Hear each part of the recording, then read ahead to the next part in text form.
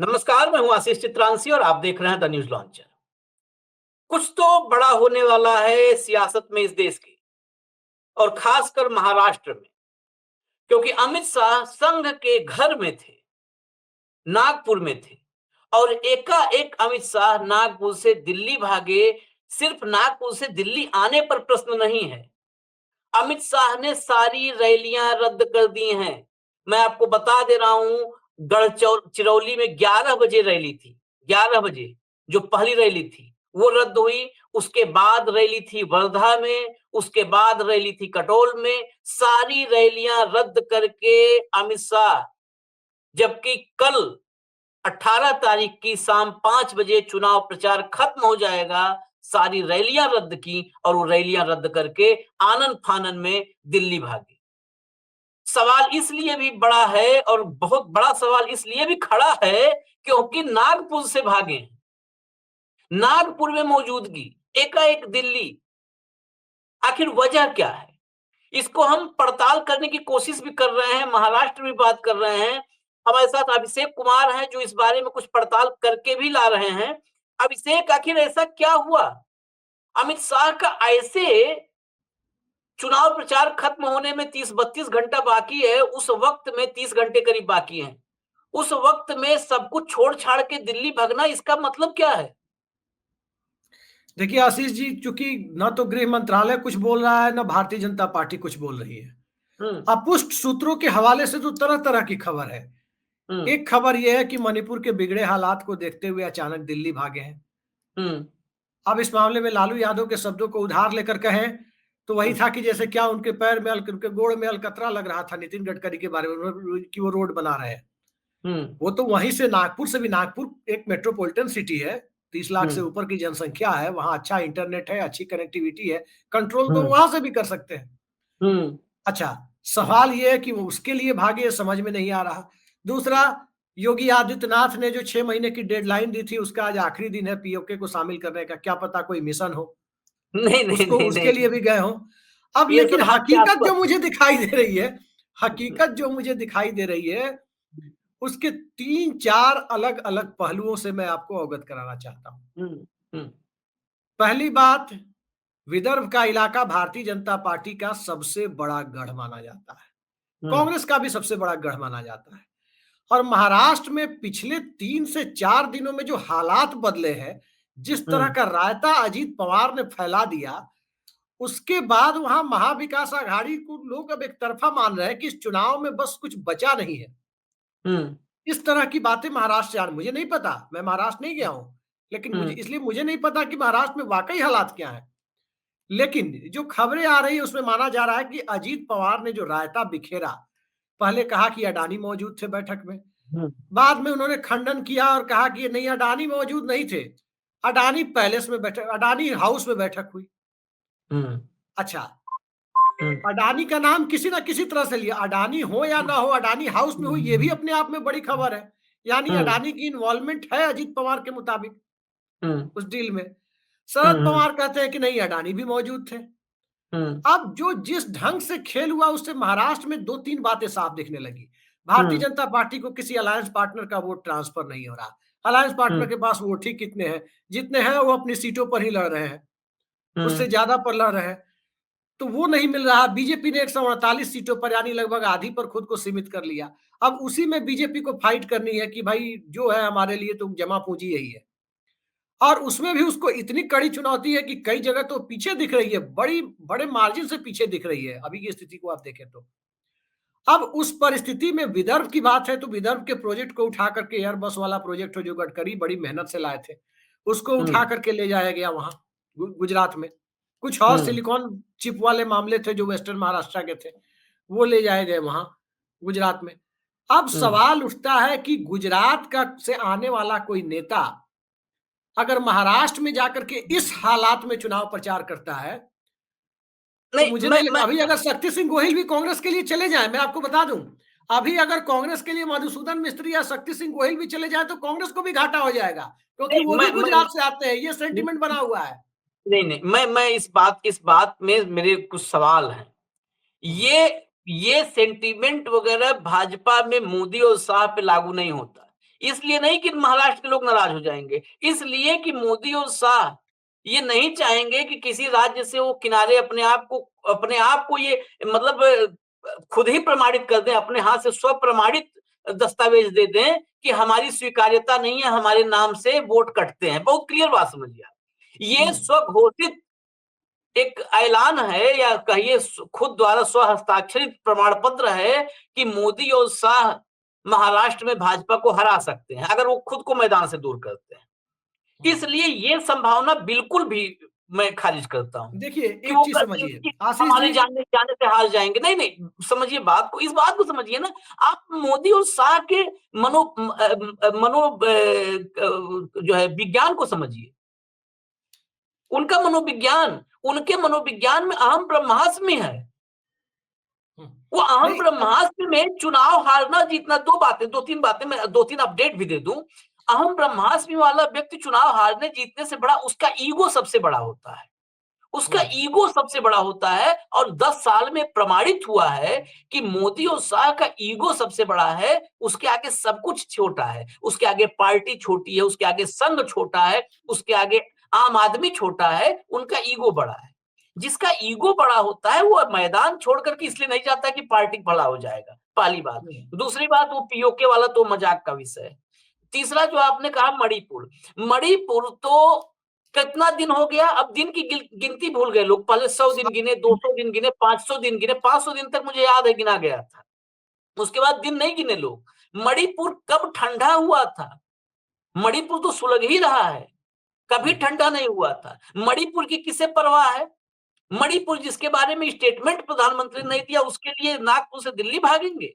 ये भी नहीं मानता हूं। तीसरी बात, ये रैलियां थी, रैलियों में मेरे पास अभी जो अपडेट आई है लेटेस्ट, स्मृति ईरानी इनमें 2 रैलियों को, जो गढ़चिरौली और वर्धा की रैली है, अमित शाह के जगह स्मृति ईरानी जा रही है संबोधित करने। स्मृति ईरानी भी गुजराती ही है, स्मृति ईरानी ईरान से नहीं आई है, आगे ईरानी लिखा है। इस बात को और क्लियर कर दे रहा हूं, जैसे कि ईरान से थोड़ा आई है तो गुजराती है, तो वो जा रही है उनके जगह, तो ये गुजराती एंगल कट कट। उसके बाद 2, अच्छा 3 ही रैली मैंने गिनाई थी, 3 से ज्यादा रैलियां हैं 4 इनकी रैली जो है। रद्द हुई हैं। ये मैं 2 आपको रैली बता तो दूं, चारों 4 रैली हैं, का लोकेशन मैं बता देता हूं आपको। गढ़चिरौली, वो वर्धा, चारों, कटोल और एक और कटोल और एक और है, हम्म गढ़चिरौली, हम्म वर्धा, कटोल और सांवेर। सावेर। बाकी 2 संबोधित करेंगे शिवराज सिंह चौहान। अब आप हम्म सोचिए कि आप 2 महत्वपूर्ण दिन, कितने महत्वपूर्ण दिन हैं दोनों, 17 और 18 तारीख। सबसे कहते हैं ना कि जैसे आप क्रिकेट की बात करते हैं तो क्रिकेट में सबसे इंपॉर्टेंट होता है 19वां ओवर। T20 के जमाने में सब जानते हैं 19वां ओवर अपने सबसे प्राइम जो गेंदबाज होता है अक्सर बुमराह से फेंकवाया जाता है 19वां ओवर, कि 20वें ग्लेन ओवर में मैकग्रा से प्रेशर ऑस्ट्रेलिया कम है। फेंकवाती थी 49वां ओवर, तो 50 ओवर के हाँ, मैच में। तो वो जिससे आखिरी ओवर में प्रेशर कम रहे। आज जो 17 तारीख है ये 19वां ओवर है T20 का, क्योंकि 18 तारीख कल 5 बजे चुनाव प्रचार खत्म होगा, तो प्रेशर रहता है कि यार जल्दी से रैली समेट लें, जल्दी से कर लें।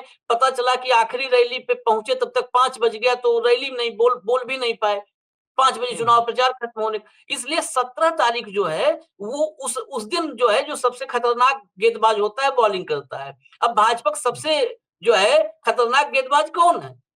अब अपने आप में कोई मानता हो एक खुद को नाइजीरिया में कि है, एक दिल्ली आ गए। एक जो है, नहीं वो नाइजीरिया वाले तो वहीं से खेल रहे हैं।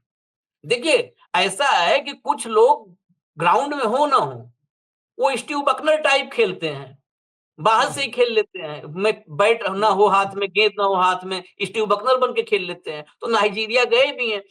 वो नाइजीरिया से उनका जो है G20 तक का, ब्राजील तक का सफर है। इस सफर में अभी से ही गोदी मीडिया में आप देख रहे होंगे तो दिखाया जा रहा है कि मोदी जी के उतरते ही मोदी मोदी के नारे वहां पे लगे। मैं समझ नहीं पाता हूं कि मोदी के उतरने पे राहुल राहुल के नारे कैसे लग सकते हैं, कि मोदी जी उतरे और वहां पे लोग कहने लगे कि लूला डिसिल्वा, लूला डिसिल्वा। अरे मोदी का नाम लूला डिसिल्वा थोड़ो है, मोदी का नाम मोदी है। तो मोदी मोदी तो कहेंगे कि मोदी को उतरते ट्रम्प ट्रम्प कहने लगेंगे। गजब तमाशा है। नहीं देखिए, उस तो तमाशे पर हमें नहीं जाना है आशीष जी, मैं इस मुद्दे पर आ रहा हूं जो आप कह रहे हैं। इसी मुद्दे पर, हाँ इस मुद्दे पे, कि इस जी पे असली वजह क्या है। मुझे तो कुछ देखिए, गड़बड़ लग रहा है मामला। देखिए दो चीजें हमें साफ दिखाई दे रही। एक, इस देश के लोगों का चुनाव प्रक्रिया से भरोसा उठता जा रहा है। बहुत साफ गोई के साथ कहें तो हमारे दर्शकों के कमेंट बॉक्स जिस तरह के मैसेज से फ्लडेड होते हैं, हमारे लिए बस वही सबसे बड़ा वो होता है। या चौक चौराहे पर आप निकल जाइए, पान दुकान पे खड़े हो जाइए, चाय दुकान पे खड़े हो जाइए, हर जगह लोग यही करेंगे, अरे चुनाव में जनता वोट देगी, वो वोट अलग है ना, जो मशीनवा में खेला होगा वो मशीनवा का क्या होगा। लोग ऐसे ही कहते हैं कि अरे वो मशीनवा में का होई, मशीनवा में तो वोट जाई कहीं या लोग जो है पड़ जाई कहीं, ऐसे लोग बोलते हैं। अब ये स्थिति जब मशीन की बनी हुई है कि उस मशीन पर लोगों को भरोसा नहीं है, राजीव कुमार उस पर अड़े हुए हैं, उनका आयोग अड़ा हुआ है, सरकार अड़ी हुई है, और इन सब के बीच सवाल ये उठता है कि क्या दिल्ली में प्रबंधन के काम को करने, मशीनी प्रबंधन के काम को करने की जरूरत ज्यादा हो गई है, या जमीन पर हालात इतने खराब हो गए हैं कि मशीनी प्रबंधन से भी हालात नहीं सुधरने वाले हैं। दो ही एंगल हो सकते हैं। तीसरी चीज, जिस नागपुर इलाके की और विदर्भ इलाके की रैलियों की बात है, वहां भारतीय जनता पार्टी का सामाजिक समीकरण भी गड़बड़ा गया है। गड़बड़ा इसलिए गया है कि जिसके भरोसे ये खेल रहे हैं ओबीसी वोटों के भरोसे, और वो लाड़की बहन योजना क्या है, वो जो एक योजना लाई गई है लाडली बहना की, जो मराठी में जो कहा जाता है उसको, तो उस स्कीम के भरोसे वो 1,500 की बात कर रहे हैं, वहां प्रियंका गांधी जाके 3,000 की बात कर रही है। उसके बाद आप देख लीजिए ये ओबीसी की बात कर रहे हैं, वो 50% का कैप हटाने, और ओबीसी की जो सबसे बड़ी डिमांड है जाति गणना, उसकी बात कर रहे हैं। यानी इनका जो वोट बैंक है, इनके वोट बैंक का मुद्दा तो सीधे सीधे वो राहुल गांधी वो अपने कब्जे में कर चुके हैं। भारतीय जनता पार्टी को सहारा किसका है? उत्तर भारतीयों का। भारतीय जनता पार्टी को सहारा किसका है? ब्राह्मण मतों का। भारतीय जनता पार्टी को सहारा किसका है? गुजराती और राजस्थानी समुदाय का। अब उत्तर भारतीयों की हालत बता दूं मैं, अश्विनी वैष्णव जी 2-4 सीटें कम करवा रहे हैं। अब पूछिए कैसे? उत्तर भारतीयों की बड़ी जमात खुद हम लोगों को फोन करती है कि हमारा टिकट कंफर्म करवा दीजिए। बिहार यूपी में जो फंसे हुए लोग हैं, छठ में आए थे, वो अभी तक नहीं पहुंच पाए हैं, उनको टिकट नहीं मिल पा रहा है। तो 4-5 सीटें अगर अश्विनी वैष्णव जी का मैं कुप्रबंधन कम करवा दे भाजपा की, तो ये बड़ा कारण होगा कि भाजपा की कुछ सीटें कम हो गई। ब्राह्मण मतदाताओं की बात है तो है ही कितने, वो 3%। अब सवाल उठता है कि देखिए कुछ चीजें ऐसी होती है आशीष जी जिसको हमको आसानी से समझना चाहिए। अमित शाह जी की के साथ दिक्कत क्या है कि वो स्थापित गणित को उलटने चलते हैं। स्थापित गणित आप वहां नहीं उलट सकते जहां की बेस वोट ही 40% क्रॉस कर रहा हो। भाई मराठा और मुस्लिम मतदाता मिलकर के तो 45% है। अब 42% वोट लाने वाला इंडिया की हिस्ट्री में आज तक कभी चुनाव नहीं हारा है। अक्सर 2/3 बहुमत को क्रॉस किया है। 42% वोट लाने वाला, इस बात को समझिएगा। सीधी लड़ाई में योगी आदित्यनाथ ने 42.5% वोट लाए तो 2/3 बहुमत को क्रॉस किए 2022 में। आप कहीं भी एक भी उदाहरण बता दिया जो 45% से टेक ऑफ कर रहा हो। पिछली बार ये कैसे सिंगल लार्जेस्ट पार्टी बनते थे? 3 जगह मराठा डिवाइड थे। शहरी मराठा जो वेस्टर्न महाराष्ट्र के हैं, वो बालाठा साहब ठाकरे की विरासत के साथ थे। ग्रामीण महाराष्ट्र जो विदर्भ छोड़ के बाकी इलाकों के हैं, वो शरद पवार और कोऑपरेटिव पॉलिटिक्स के साथ थे, और विदर्भ के मराठा कांग्रेस के साथ थे। अब हो क्या गया है कि ये तीनों एक ही जगह हो गए हैं। जब ये तीनों एक ही जगह हो गए तो कौन डेंट लगा देगा? और ऊपर से शरद पवार ने पुराना ब्रह्मास्त्र फिर से कल इस्तेमाल कर दिया है। वही पेशवाई की याद दिला दी है जो वो सतारा की रैली में भीगते हुए 2019 में याद दिलाए थे। और महाराष्ट्र में पेशवाई की याद न सिर्फ मराठाओं को बल्कि आम मराठी मानुष को, चाहे उसका जाति संप्रदाय धर्म कुछ भी हो, वो इस रूप में प्रभावित करता है कि देवेंद्र फडणवीस वहां पर पूरी तरह से फेल हो जाते हैं, नितिन गडकरी तक फेल हो जाते हैं। क्योंकि महाराष्ट्र की राजनीति में ब्राह्मण समुदाय को सीधे सीधे पेशवा के साथ सिंबलाइज कर दिया जाना, ये अहमद शाह अब्दाली के जमाने के घात प्रतिघात के जख्म को हरा करने की बात जब होती है तो बहुत बड़ा खेल हो जाता है। अब आप बिहार में देखें, बिहार में भूमिहार समुदाय का जिक्र सीधे सीधे रणवीर सेना के माध्यम से कर दिया जाता है। सीधे से भाई, ऐसा थोड़ा ना कि सारे भूमिहार रणवीर सेना से जुड़े हुए थे। क्या भूमिहार में समाज सुधारक लोग नहीं थे? क्या भूमिहार में सामाजिक न्याय की बात करने वाले लोग नहीं है? लेकिन सिंबलाइज कर दिया जाता है। एक, उनकी आबादी कम है, दूसरा उसको रणवीर सेना से सिंबलाइज करके दलितों का वोट और भूमिहार राजपूत राइवलरी का फायदा उठाया जाता है। पहली चीज। वही खेल होता है आपको उत्तर प्रदेश में यादव वर्सेस गैर यादव का।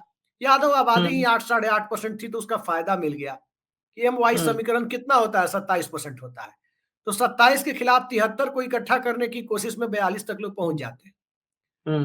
हरियाणा में जाट मुसलमान 32% है, 32 के खिलाफ 68 को यूनाइट करने की कोशिश में 40% तक लोग पहुंच जाते हैं। लेकिन 45 के खिलाफ 55 को यूनाइट करना, ये आपको लगता है कि फिजिबल है? 40% का आंकड़ा जिसके पास हो, 40% के बेस वोट से जहां जो गठबंधन शुरू कर रहा हो, उसके खिलाफ इस तरह की बातें, वही बात होगी जो बंगाल में कर रहे थे।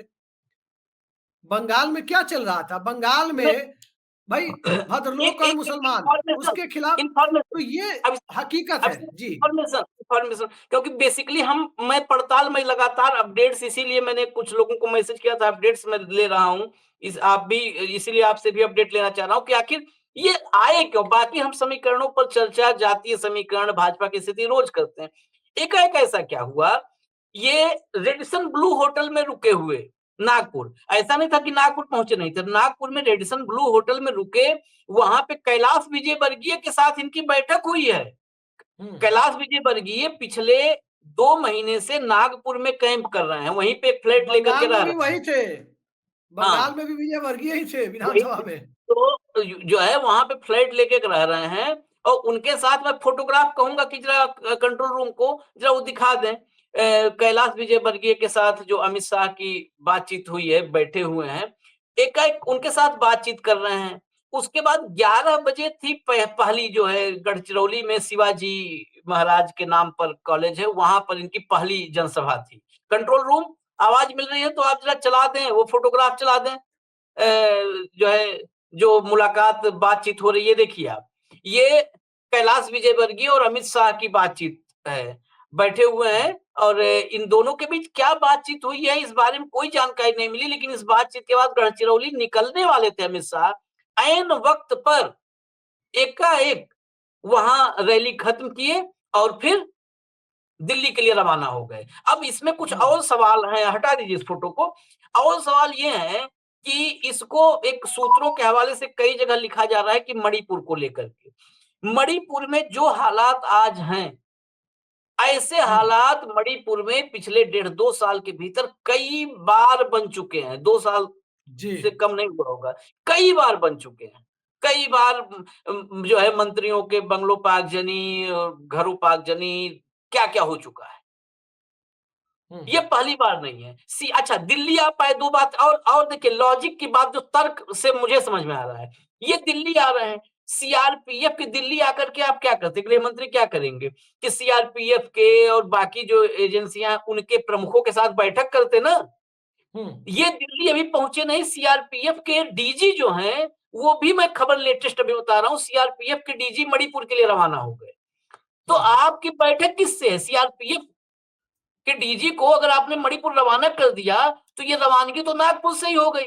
आप नागपुर थे और वहां से निकलते उसके पहले वो अगर मिल करके कुछ बातचीत की, नहीं, कुछ बात ऐसी थी कि हम फोन पे नहीं बताएंगे, कान में बताएंगे, सामने बैठ के डिस्कस करेंगे, या कोई रोड मैप, किसी प्लान पर चर्चा होनी है, तो फिर डीजी साहब भी रहते। डीजी साहब मणिपुर चले गए, वो दिल्ली आ रहे हैं। इसलिए बहुत सारे सवाल है, मणिपुर मेरे गले से नहीं उतर रहा है। आशीष जी, अगर ऐसी बात होती तो गृह मंत्री मणिपुर चले जाते। भाई, इसका साइकोलॉजिकल इंपैक्ट पड़ता है कि गृह मंत्री 5 दिन बैठ गए मणिपुर में, सीधा सीधा अपने नागपुर आप बहुत सारी चीजें ठंडी हो जाएंगी। लेकिन सवाल ये है कि ये कोई, देखिए, ये सब एक्सक्यूज है। जैसे वो एक्सक्यूज वीरेंद्र सिंह दे रहे थे ना कि इस्तीफा देने जा रहे थे, इस्तीफा फाड़ दिया गया, ऐसे फाड़ा गया इस्तीफा कि जोड़ करके लोग पढ़ भी ले रहे थे कि इस्तीफा है। मैंने ऐसा इस्तीफा फाड़ते हुए किसी को नहीं देखा है। तो ये सब देखिए, आज के जमाने में जिस ढंग से प्रोपेगेंडा मशीनरी काम करती है, दिल्ली आकर के ये बैठक ले रहे हैं, जिनसे बैठक लेनी है वो गायब है, वो मणिपुर पहुंच गए हैं। भाई, अधिकारी हैं, वो अपनी जिम्मेदारी को तो निभाएंगे, वो आपके लिए रुके नहीं रहेंगे। स्वाभाविक है। आप देखिए, राजनीतिक हस्तक्षेप कहाँ होता है? राजनीतिक हस्तक्षेप तब होता है जब वेस्टेड इंटरेस्ट होता है, जब हिडन एजेंडा होता है। गुजरात में आप देखिए, 26 तारीख को गोधरा वाला कांड हुआ था 2024 में, 2002 में, और उसके बाद 2 दिनों तक कुछ नहीं हुआ। हम्म, तीसरे दिन से बवाल भड़कना शुरू हुआ। हम्म, हम्म, सवा दिल्ली में 84 में इंदिरा गांधी का असैसिनेशन जिस दिन हुआ, उसके बाद 2 दिनों तक ज़्यादा कुछ नहीं हुआ, छिटपुट कुछ हुआ। हम्म, तीसरे दिन से बवाल ने जोर पकड़ा। हम्म, ये देखिए, जहां कहीं भी कोई भी पॉलिटिकल पार्टी रही हो, जहां कहीं भी सत्ता के संरक्षण में, सत्ता और सत्ता से जुड़े हुए लोगों के वेस्टेड इंटरेस्ट के साथ जब इस तरह की घटनाएं होती है, लोगों को तैयार करने में वक्त लगता है। माहौल हम्म, बिगाड़ने के लिए भी तो लोग, अगर बनाने के लिए तैयार करना होता है, तो बिगाड़ने के लिए भी तो तैयार करना होता है मैसेज को, हम्म, उसमें वक्त लगता है। आपको एक चीज बताऊं, लाल कृष्ण आडवाणी को बिहार में गिरफ्तार किया गया, हम्म, पूरे देश में बवाल हुआ। मुलायम सिंह यादव ने कह दिया अयोध्या में परिंदा भी पर नहीं मार सकता उस दौर में।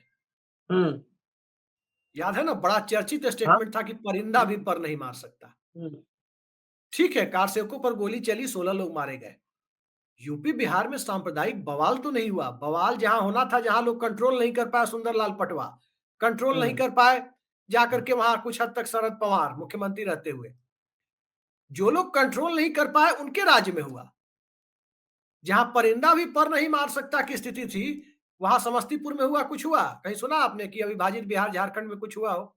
अडवा हम्म, या कार सेवक, अच्छा कार सेवकों पर गोली नहीं चली, तो 16 के बदले 1600 लोग मारे गए 6 दिसंबर 92 की घटना के बाद इस देश में। हम्म, हम्म। अगले 2 दिनों तक जो बवाल हुआ इस देश में, पता नहीं कितना क्या क्या 1600 हुआ, लोग मारे पता गए। नहीं, हाँ, गिनती भी नहीं, हम तो गिनती भी नहीं नहीं करेंगे नहीं, कि क्या 1600 गिनती। लोगों के साथ होम मिनिस्ट्री का वो आधिकारिक डेटा था जो रखा हाँ, गया कि पूरे आधिकारिक देश में बयान हुआ। आप बता रहे हो, मैं तो। हाँ, मैं हाँ। आधिकारिक को ही मानता हूं कि हम्म, इतने लोग मारे गए। तो 16 हम्म, लोग, 16 लोगों पर जो गोली चली कार सेवकों पर, इस देश में 1600 लोगों की जान तो उस वक्त बचाई गई। हम्म, ठीक है ना? आज भी लोग कोट करते हैं कि मुल्ला मुलायम और ये और वो। तो हम्म, सरकार के पास इच्छा शक्ति हो, बंदूक से कभी भी इस देश में बलवा शांत नहीं हुआ, दुनिया में कहीं नहीं होता है। हालात कंट्रोल करने के लिए इच्छा शक्ति की जरूरत होती है। सरकार का की इच्छा शक्ति ही ना हो तो फिर कौन सा? हम्म, आप देख लीजिए, उत्तर प्रदेश में इतना बुलडोजर एक्शन हुआ, क्या हो गया? लॉ एंड ऑर्डर उससे सुधर गया क्या? कौन कौन सी घटनाएं आई आप देख ही रहे हैं उसके बाद में। कभी भी हालात उससे नहीं सुधरते हैं, हालात इच्छा शक्ति से सुधरते, परसेप्शन से सुधरते हैं। कानून व्यवस्था परसेप्शन की चीज है, सत्ता का इकबाल कितना कायम है उसकी चीज है। और नेताओं के इकबाल की जहां तक बात करें, तो यहाँ तो मशीनों पर लोगों का इकबाल नहीं है। पूरा देश जानता है कि महाराष्ट्र के चुनावी गणित में भारतीय जनता पार्टी स्टैंड नहीं कर रही है इस चुनाव में। लेकिन लोगों के जेहन में क्या बैठा हुआ है? हरियाणा। आप देखिए, लोग किस वजह से घबराए हुए हैं। आप हम सभी डिस्कस करते थे कि समाजवादी पार्टी का अलायंस 40 से ऊपर सीटें उत्तर प्रदेश में लेके आएगा लोकसभा में। हम्म, लेकिन खुलकर कहने में उत्तर प्रदेश के मामले में झिझक होती थी। बिहार के मामले में हम लोग कह देते थे कि जेडीयू सिंगल लार्जेस्ट पार्टी बन के आ रही है, डंके की चोट पर। लेकिन उत्तर प्रदेश में झिझक क्यों होती थी? झिझक इस बात पर होती थी क्योंकि लोग मशीन को लेकर के कमेंट बॉक्स में कमेंट करते थे। लेकिन हुआ, वो आंकड़ा 50 तक जा सकता था अगर फ्री एंड फेयर हुआ होता, तो 50, 52, 55 हाँ, तक। 50 तो तक। लेकिन 43 आया। महाराष्ट्र के मामले में चूंकि हरियाणा का ताजा घाव है, इस बात को समझिए। सबके बैक ऑफ द माइंड में महाराष्ट्र झारखंड में यही चल रहा है कि हरियाणा में जो हुआ है। हम्म, तो कई लोग तो ये भी कहने वाले हमारे कमेंट बॉक्स में आएंगे, आप देखिएगा। ये कहने वाले हमारे बहुत सारे दर्शक हैं जिनके कमेंट को हम लोग प्रशंसा के रूप में लेते हैं, चाहे वो कुछ भी कमेंट करें, पॉजिटिव लेते हैं। लेकिन वो कहने जरूर आएंगे कि अरे भाई, उनको घूमने की क्या जरूरत है, हरियाणा में जो हुआ है वही मशीनी खेल यहाँ पर हो जाएगा। तो जब हम्म, खेल मशीनों का होगा तो उनको चुनावी दौरे करने की क्या जरूरत है? हम्म, जितना वो गए हैं उतने की भी जरूरत नहीं थी, कुछ लोग ये भी कहने आ जाएंगे। सवाल ये है कि चुनावी व्यवस्था का इकबाल कैसे कायम हो। सवाल ये है कि भाजपा शासित राज्यों में 100% लोकसभा सीटें ज्यादातर राज्यों में कैसे चली देखिए। जाती है एक पार्टी के पक्ष में।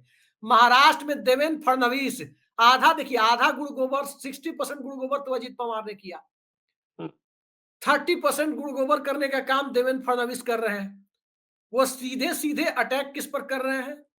अजीत पवार के बयान को कंडेम कर रहे हैं और खुद अपनी पार्टी में घिर रहे हैं, और इस तरह से घिर रहे हैं कि वो ट्रेन वाली कहावत मैं आपको बता दूं कि एक आदमी ट्रेन में क्या हुआ, सीट को लेकर के किस दो चार बदमाश किस्म के लोग घुसे हुए थे, खुद दो चार धापड़ खा गया।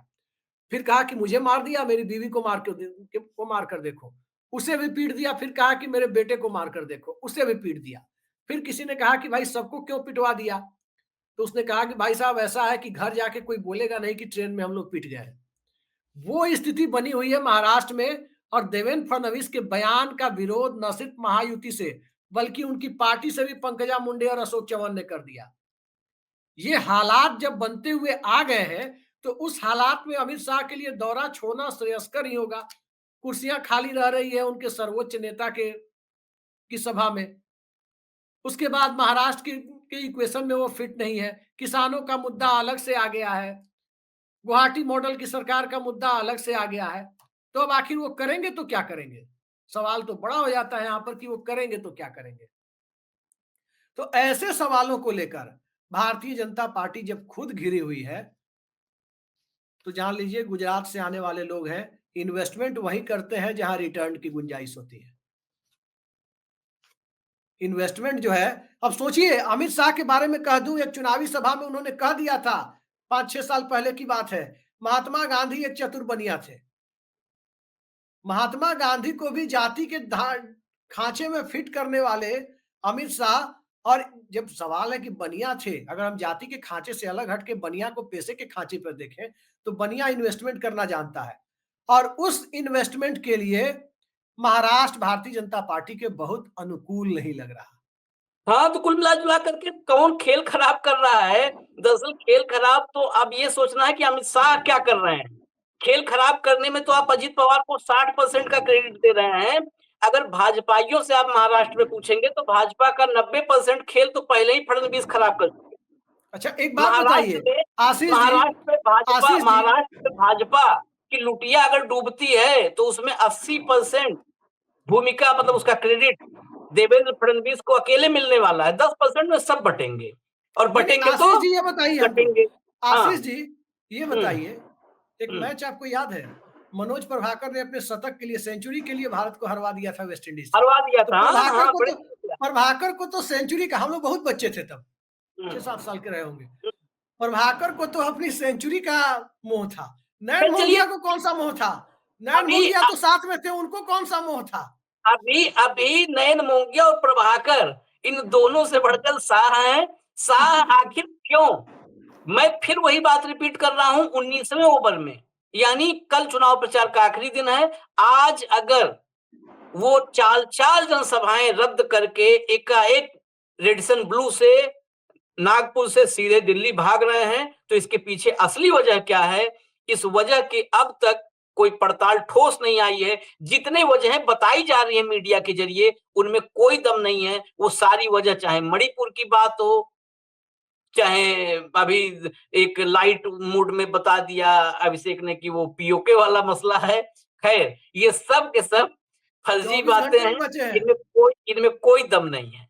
देखते हैं आखिर भगे क्यों है? क्योंकि संघ के घर में थे।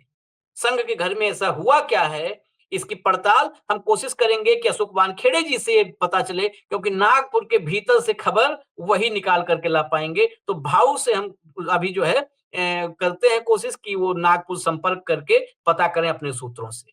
फिलहाल इजाजत दीजिए, देखते रहिए न्यूज लॉन्चर। नमस्कार।